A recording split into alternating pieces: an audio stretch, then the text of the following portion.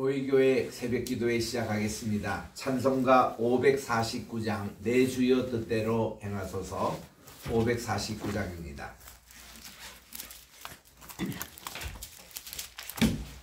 내 주여 뜻대로 행하시옵소서.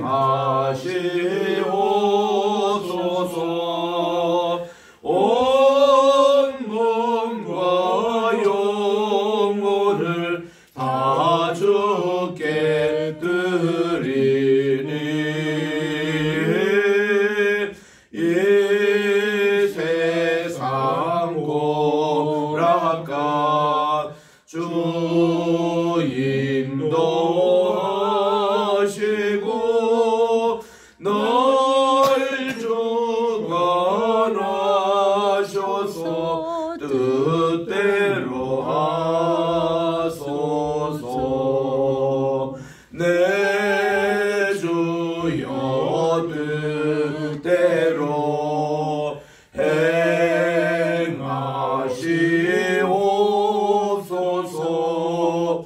큰 근심 중에도 낙심케 마소서. 주님도 때로는 울기도 하셨네. 널 주관하셔서 뜻대로 하소서. 내 주여 뜻대로 행하시옵소서. 내 모든 일들을 다 주께 맡기고 조천성 향하여 고요히 가리니 살든지 죽든지 뜻대로 하소서. 아멘. 550장 찬송입니다. 550장 시온의 영광이 빛나는 아침. 시온의 영광이 빛나는 아침, 어둡더니 땅이 밝아오네. 슬픔과 애통이 기쁨이 되니 시온의 영광이 비춰오네. 시온의 영광이 빛나는 아침, 매였던 종들이 돌아오네. 오래전 선지자 꿈꾸던 복을 만민이 다 같이 누리겠네. 보아라 광야에 화초가 피고 말랐던 시냇물 흘러오네. 이 산과 저 산이 마주쳐 울려 주 예수 은총을 찬송하네. 땅들아 바다야 많은 섬들아 찬양을 주님께 드리어라. 싸움과 죄악이 가득한 땅에 찬송이 하늘에 사무시네. 아멘. 하나님 아버지 참으로 감사드립니다. 지난 간밤도 단잠 허락해 주시고 오늘 이날 또 새날 2023년 3월 이제 9일 목요일날 저희들 깨워주셔서 오늘 또 첫 시간 주님 앞에 예배로 시작하며 오늘 또 주님과 동행하는 복된 이 하루가 되기를 소원하오니 아멘. 하나님께서 오늘 또 순간순간마다 저희들과 동행해 주시옵기만을 예수님의 이름으로 간절히 기도드립니다. 아멘. 오늘은 우리 욥기 3장을 묵상하도록 하겠습니다. 구약성경 763쪽에 있습니다. 763쪽에 있는 욥기 제3장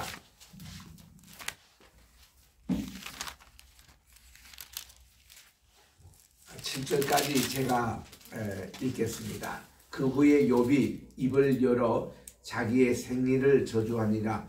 욥이 입을 열어 이르되 내가 낱날이 멸망하였더라면 산의 아이를 베었다 하던 그 밤도 그러하였더라면 그날이 캄캄하였더라면 하나님이 위에서 돌아보지 않으셨더라면 빛도 그날을 비추지 않았더라면 어둠과 죽음의 그늘이 그날을 자기의 것이라고 주장하였더라면 구름이 그 위에 덮었더라면 흑암이 그날을 덮었더라면 그날에 그 밤이 캄캄한 어둠에 잡혔더라면 해의 날 수와 달의 수에 들지 않았더라면 그 밤에 자식을 베지 못하였다면 그 밤에 즐거운 소리가 나지 아니하였더라면 7절까지 봉독했습니다.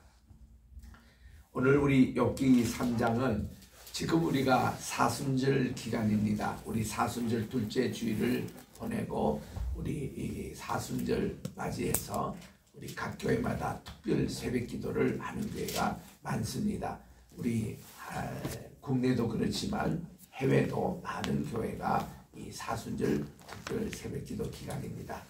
욥기 3장은 이 사순절 때 가장 많이 묵상하는 말씀 가운데 하나입니다.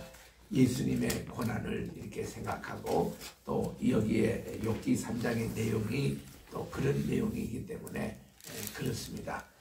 우리 3장을 묵상을 하기 전에 우리 1, 2장을 다시 이렇게 복습을 하면은 1, 2장은 산문체로 왜 욥이 고난을 당했는가 그 배경에 대해서 연출자의 입장이에요.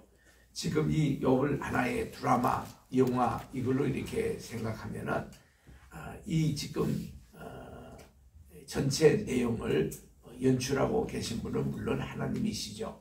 그런데 여기에 이제 배후에 연출자를 괴롭히고 또 이렇게 시험 대상으로 된 것이 욥이 이렇게 선정이 돼가지고 당하는 것뿐인데 욥 자체는 전혀 그 내용을 모릅니다. 왜 모든 물질을 잃어버려야 하는지 모든 자녀를 다 이렇게 하루아침에 다 이렇게 잃어야 하는지 자기 이렇게 몸이 만신창이가 되어서 정말 기와장으로도 긁어도 시원함이 없는 이런 고통을 당해야 하는지 이럴 때 욥은 또 자존심 상하는 것은 자기 이런 비참한 모습을 새 친구가 와서 또 이렇게 위로하러 오는데 그게 참 자기에게는 위로가 되는지 또 그게 또 고통이 되는지 우리 알 수가 없습니다. 오히려 자기가 어려운 일을 당할 때는 아무도 안 왔으면 더 좋았을 뻔했을 것 아니겠습니까? 그런데 이런 모습을 볼 때에 자기가 또 쓸데없는 오해를 많이 받는 것이 이제 내일부터 시작되는 변론, 대화식 변론 가운데 나와요. 그 다들 모르죠. 욥의 친구들도 왜 욥이 이런 고난을 당한지 자기들도 모르면서 자기들이 아는 만큼 떠드는 겁니다. 욥도 욥대로 그거를 또 반응을 해요. 그 모습 자체도 괴로운 일입니다. 그래서 욥의 고난은 계속되고 있는 것이죠. 그래서 여기에 우리 나타나는 등장인물 보면은 물론 배우에는 연출과 또 이렇게 모든 조연 이거를 이제 하시는 하나님이 계시고 사탄 마귀가 있는데 마귀는요 내내 이 드라마 가운데서 그는 항상 욥의 입으로 하나님을 욕하기를 기다리고 있고 또 하나님을 원망하는 것을 기다리고 있고 또 그가 그의 순진함, 정직함, 하나님을 경외함 또 하나님의 이렇게 자기가 모든 악에서 떠난 이것을 보고 싶은 게 이게 사탄이었거든요. 그래서 이것도 우리 또 드라마상에 그거 보면은 이 원인을 또 제공하신 분도 하나님이 아니신가?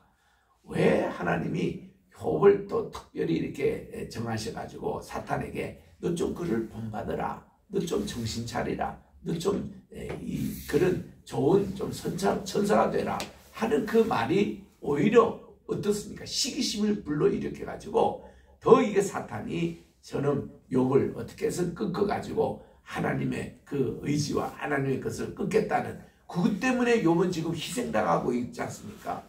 욥은 까닭없이 지금 고난을 당하고 있지 않습니까? 이 문제를 우리가 어떻게 해야 되겠냐 이거죠. 자, 여기서 우리 어저께도 우리 전도사님이 질문했지만은 그 자녀들을 이렇게 또 다 하나님이 먼저 데려가신 일에 대해서는 우리가 이거 어떻게 해석을 해야 되겠냐 이 말이죠. 여러분 이런 질문이 있으면 해주세요. 그럼 저도 기도하면서 이것을 이제 답도 이렇게 찾아보겠습니다만은 저는 이런 자녀들을 하나님이 데려가신 것도 저는 그렇게 봅니다. 우리는요 지금 연출자보다도 더 뛰어나 그러니까 우리 욥의 전체 내용을 결말까지 우리는 알아버렸잖아요. 그래서 우리 욥기 시작할 때에 신학교에서 이렇게 첫 질문합니다. 여러분 욥기서가 비극입니까? 희극입니까? 이렇게 물어요. 그 셰익스피어의 이론에 의하면은 그의 비극론이라는 것은 마지막이 비참하게 끝나는 로미오와 줄리엣 같은 거 그거 비극이에요. 햄릿과 같이 그렇게 또 살해하고 이것을 끝나는 거 그 비극입니다. 그런데 한여름밤의 꿈 같은 것은 희극이잖아요. 그 뭔가니 해피엔딩으로 끝나요. 그거는 희극이에요. 그래서 이 문학에서는 비극과 희극을 하는데 우리가 얼른 보면 욥 전체가 비극처럼 들립니다. 그런데 이거를 결말까지 보는 42장까지 읽는 사람들에게는 욥이 해피엔딩으로 끝났거든요. 그가 140에 살았습니다. 그리고 그는 4대까지 보았어요. 그의 모년에 얼마나 행복하게 삶을 살았는지 그 고난당하는 그거를 빼놓고는 그가 나머지 삶을 얼마나 정말 하나님께도 인정받고 그가 이제 영원히 의인이라고 이 소리를 듣고 얼마나 욥이 행복했는지 몰라요. 그거 보면 욥은 희극 맞습니다. 그럼 우리가 그 다음 질문이 생겨요. 그렇게 행복하게 사는 사람에게 굳이 이렇게 고난을 당할 필요가 있느냐? 왜 이런 어려움이 생겼냐 이거죠. 거기에 대해서는 우리들이 아무도 대답을 못합니다. 하나님만이 그걸 아시는 거예요. 오늘 또 욥이 지금 3장에서 말이죠. 자기 독백식으로 자기 생일을 저주하고 이렇게 자기 탄날을 이렇게 저주하지만 한 번도 하나님을 원망한 적이 없습니다. 욥은 고난받는 데서 한 번도 하나님을 욕한 적은 없습니다. 자기 자신에게 돌렸지. 그리고 친구들하고 변론할 때도 보면은 한 번도 하나님을 욕하거나 하나님을 경외하는 데서 악에서 그가 악에 잡혀가지고 그게 속은 적이 없어요. 그는 정직함과 그 온전함, 순결함을 끝까지 야사를 지켰던 욥의 모습. 이게 욥의 훌륭한 점이거든요. 그러면 하나님이 왜 그 아이들을 먼저 데려가시느냐? 이것은 똑같은 질문이 뭔가니 하나님은 왜 가인의 손에 그 아벨이 왜 먼저 죽었느냐? 그 말이에요. 거기에 대해서 답변은 아벨도 하나님이 얼마든지 가인이 살해할 때에 그거를 막아주셨고 아벨을 또 보호할 수 있습니다.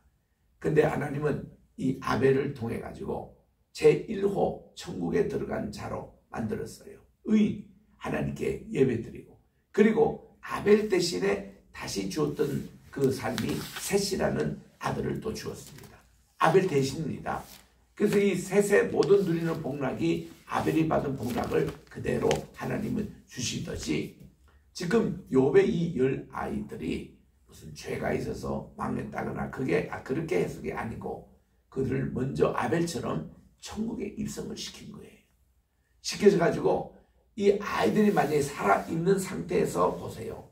이게 가정이 다 멸망당하고 아버지가 만신창이가지고 이러면 애들이요. 신앙적으로 얼마나 힘들겠습니까?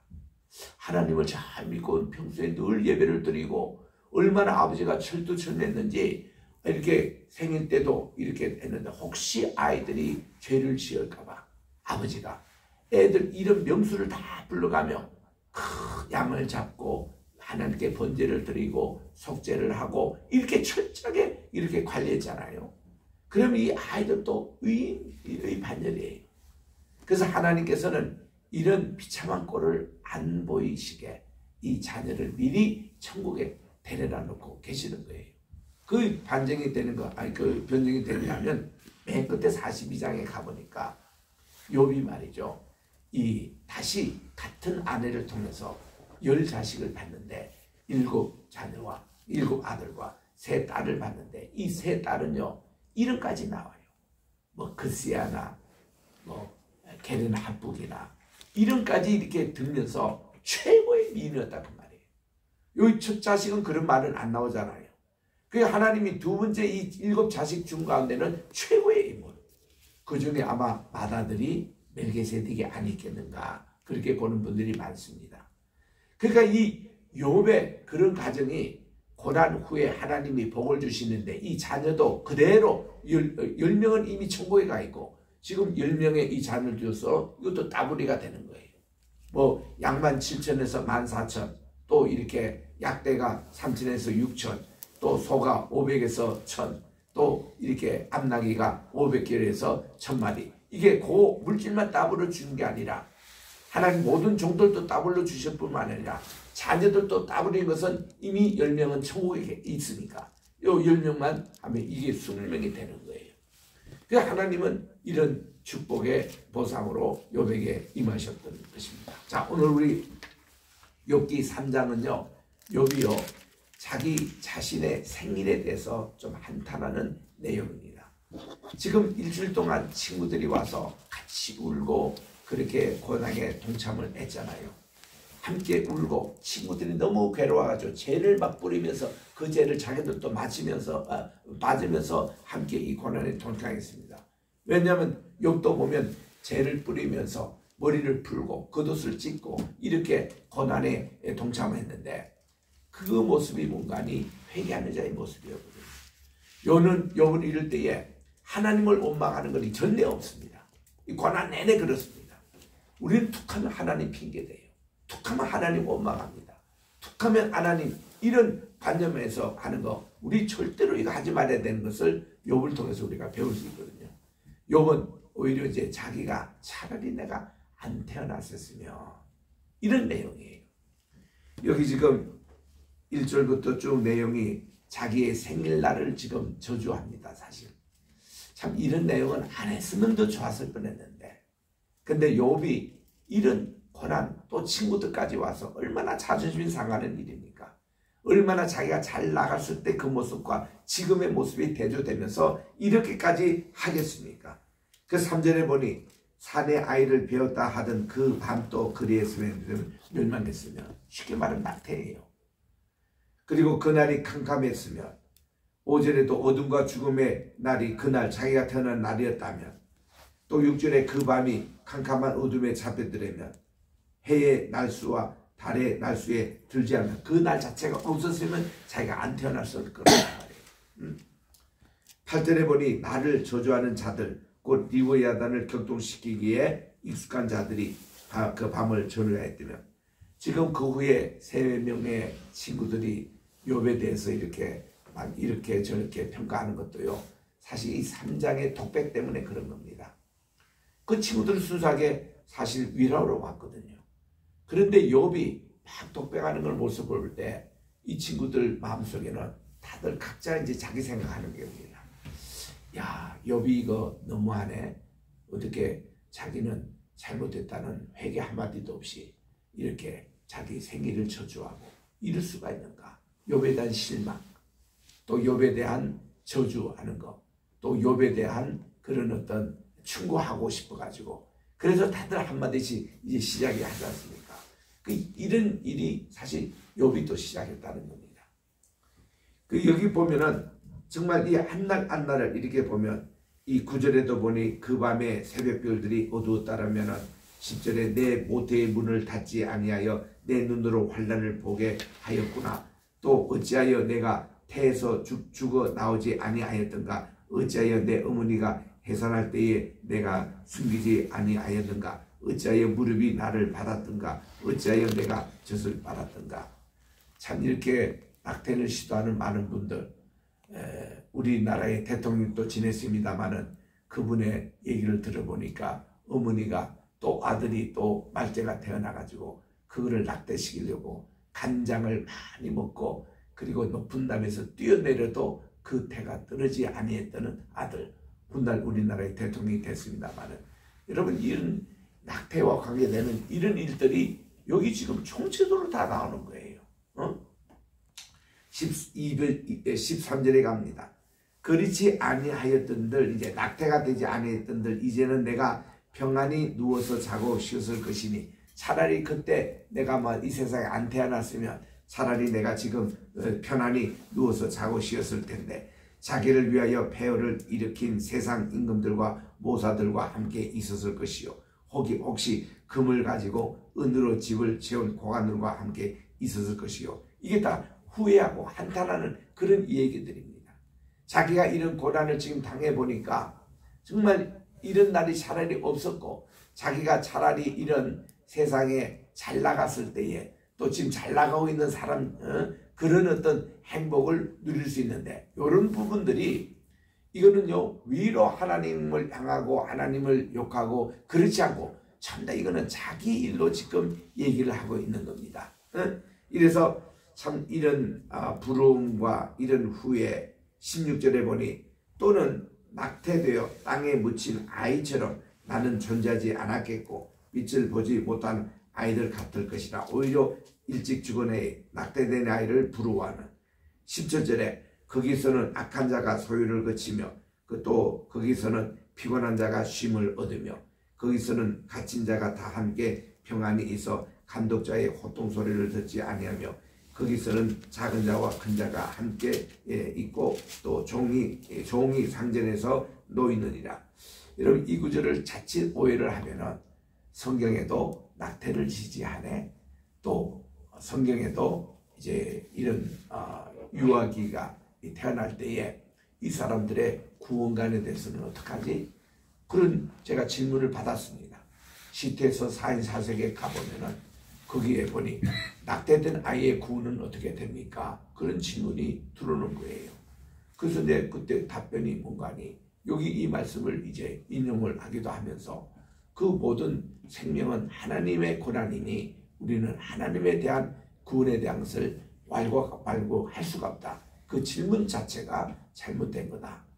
이런 구원에 대한 질문을 많이 하더라고요. 예를 들면 그 찾겠던 세종대왕이 그분은 예수를 그때 만나지 못했기 때문에 그분의 구원은 어떻게 생각하느냐. 그럴 때 우리가 착하고 의진인 거면 우리가 얘기지. 하나님의 편에서 세종대왕이 어떠고 저떠고 하는 것은 우리가 판단할 게 못 되는 거예요. 그래서 우리는 가톨릭에서는 이 죽은 자의 영혼에 대한 것을 위해서 기도합니다. 이 사람이 죽으면은 하나님 구원해달라든가 또 연옥에 가면은 또 천국으로 보내달라든가 이런 그 죽은 영혼에 대한 기도가 있어요. 근데 우리 교회에서도 못하게 합니다.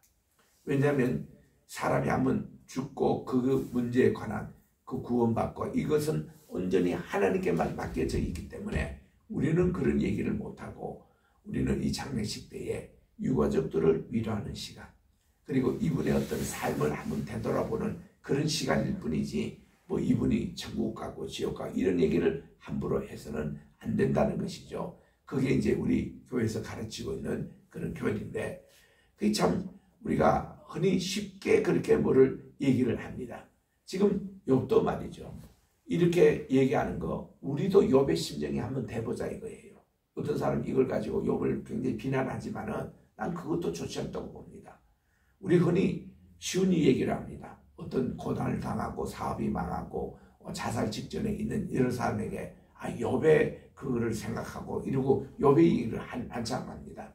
나는 그거 아니에요. 여러분 욥처럼 그렇게 부자로 한번 살아봤습니까? 그런 부자, 동막에서 최고 부자였습니다. 욥처럼 그렇게 하나님을 잘 믿어봤습니까? 욥처럼 그런 많은 자녀가 있어봤습니까? 욥처럼 그렇게 많은 선한 일을 많이 해봤냐 이거죠. 그러면서 함부로 욥의 그 고통 얘기하지 말라는 거죠. 욥과 비교해가지고 그런 얘기를 하지 말라는 거죠. 물론 야고보서 5장 7절에 보니 우리가 인내를 가르칠 때 여러분들이 욥의 인내, 오래 참음 이것을 본받으라 그런 말씀이 나옵니다. 그럴 때 우리들이 욥의 얘기를 하는 것은 좋습니다.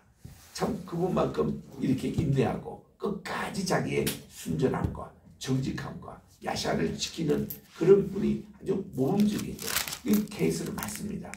그런데 우리가 어떤 일을 할 때 쉽게 아이고 내가 뭐 욥의 고난만큼 뭐 이런 얘기는 하지 말자는 거죠. 욥이 말이죠. 잘 나갈 때 그때의 모습과 지금의 모습이 하늘과 땅 차이 아닙니까? 이런 고난을 우리가 안 당해봤잖아요. 그러니 함부로 3장 가지고도 욥을 평가하지 말자는 거죠. 20절에 갑니다. 어찌하여 고난당하는 자에게 빛을 주셨으며 마음이 아픈 자에게 생명을 주셨는고 일한 자는 죽기를 바라도 오지 아니하니 땅을 파고 숨긴 보배를 찾음보다 죽음을 구하는 것을 다하다가 여러분 20절 이하에 있는 이 말씀은요 굉장히 문학적으로나 사상적으로나 깊은 사상입니다. 참 이거는 아무나 얘기를 못하는 얘기입니다. 이렇게 해서 죽기를 바라도 오직 아니하니 땅을 파고 숨긴 보배를 찾음보다 죽음을 구하는 것을 다하다가 무덤을 찾아 얻으면 심히 기뻐하고 즐거워하나니 하나님에게 둘러싸여 길이 아득한 사람에게 어찌하여 빛을 주셨는고. 우리가 금방 찬양 내 주여 뜻대로 행하시옵소서 그 찬양을 불렀습니다마는 이 찬양을 지은 가사의 배경을 읽어보니까 이거는 영국의 한 시골교회 목회하는 목사님의 얘기더라고요. 그에게 아기가 없었습니다. 근데 하나님께서는요 늦게 귀한 두 자녀를 주셨대요. 그래가지고 이 자녀가 잘 자라고 있었습니다. 그런데 급한 신방이 있어서요. 사모님과 함께 어린 아기들 2명을 집에 두고 그리고 신방을 다녀왔습니다. 집에 오는데 자기 집 주변에 화재가 난 거예요. 불이 났습니다. 그래서 어떡하나 하고 가까이 와보니까 불타고 있는 집이 자기 집이었다는 거예요. 2층에 뛰어 올라가 봤습니다. 두 자녀가 불에 타서 죽었습니다. 숫덩어리만 된 이 아이를 두고 정말 하나님께 며칠 동안 괴롭고 이게 무슨 뜻입니까? 내 주여 뜻대로 행하여 주시옵소서. 이게 이 사실을 어떻게 내가 받아들여야겠습니까? 그래가지고 이 찬양을 통해 가지고 온 세계 사람들이 고난과 환난을 당할 때에 이 찬양을 많이 부릅니다. 지금 욥의 경우가 그렇습니다. 이 문제를 내가 어떻게 해석해야 되겠습니까? 가장 여러분 어려운 게 말이죠. 예수 믿지 않는 사람이 예수를 잘 믿다가 고난당한 사람을 욕할 때에 그때 우리는 어떤 얘기를 하고 어떤 말을 우리가 해야 되겠냐 이 말이죠. 그런 심정과 같은데 그래서 정말 이 찬송을 불렀습니다만 지금 여기 있는 내용도 그렇습니다. 우리가 이렇게 힘들고 실패하고 또 이렇게 정말 잿더미에서 앉아있는 이럴 때에 우리들은 여기 이제 하나님에 대한 것은 어떻게 얘기하는가? 욥은 끝까지 하나님에게 대해서 부정적인 얘기를 한 적이 없습니다. 하나님을 원망하지 않았습니다.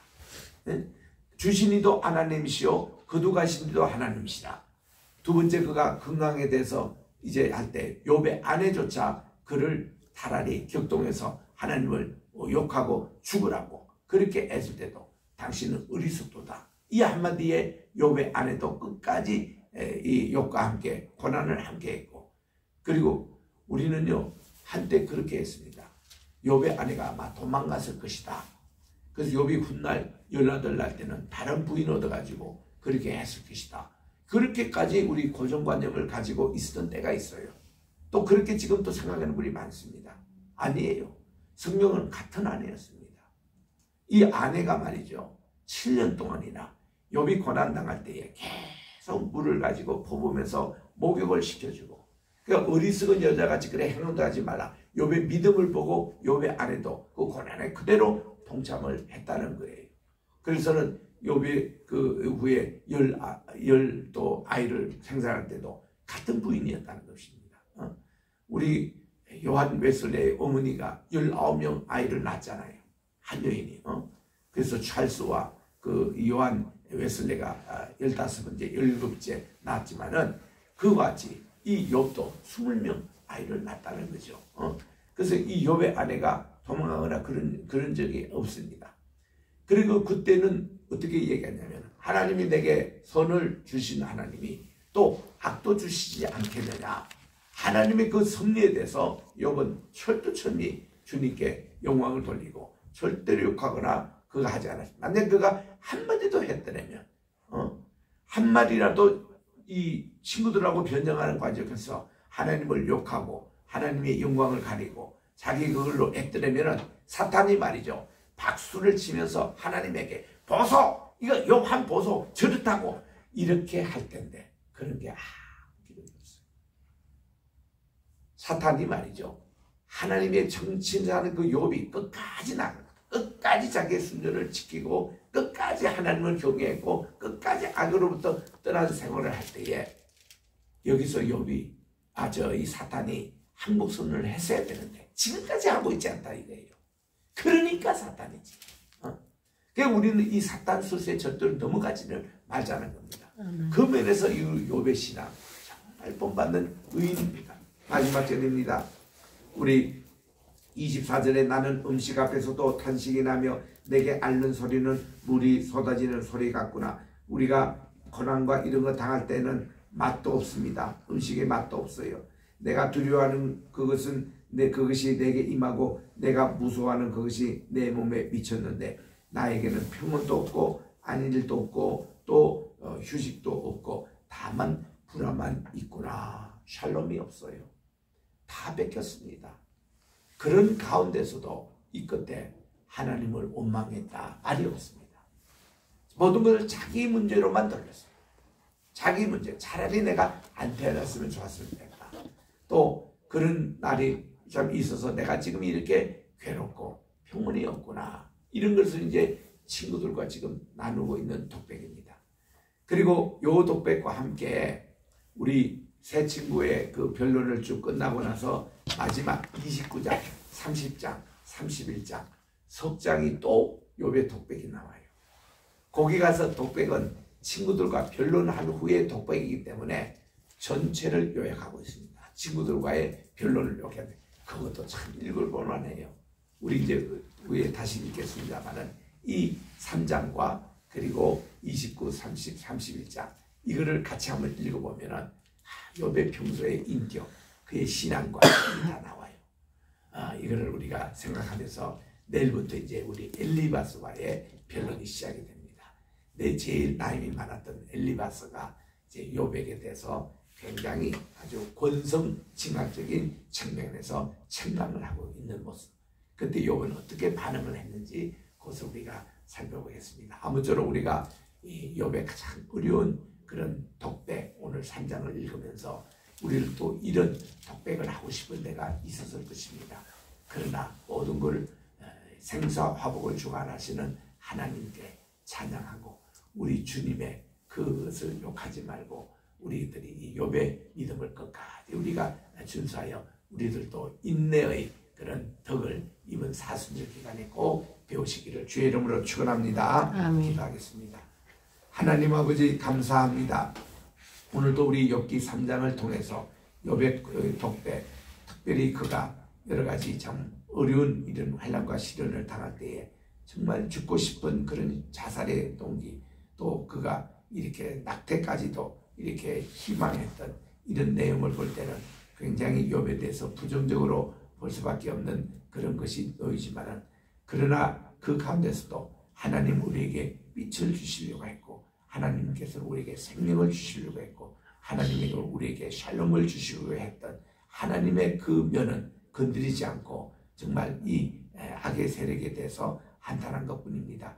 우리들도 늘 어려움과 힘을 당할 때에 우리의 희망은 하나님밖에 없다는 것을 늘 기억하면서 욥은 이런 신앙을 계속 견지했습니다. 19장 25절에 보니 나의 구속자는 살아계셔서 내가 이렇게 얼마나 정직하고 죄에서 이렇게 해방되고 늘 하나님께 바르게 살아왔다는 것을 변호해 줄 것은 자기는 확신히 믿는다고 그랬으며 구속자 되시는 예수님을 바라보며 또 우리들이 새벽별의 힘찬 찬송을 따라 하나님을 찬송한다는 기뻐하며 경배하며 이 찬송이 마리오기 19장에서 나왔다는 것을 기억하고서 우리 그는 이 칠흑 같은 어두운 밤에도 희망의 새별을 바라보며 하나님의 그 권능을 늘 잊지 않고 정말 바라보며 그가 승리할 수 있었던 것과 같이 우리들도 어떤 고난과 힘들 가운데서도 우리가 주님만 바라보고 인내하는 우리 모두가 되게 도와주시옵기만을 간절히 바라고 원하며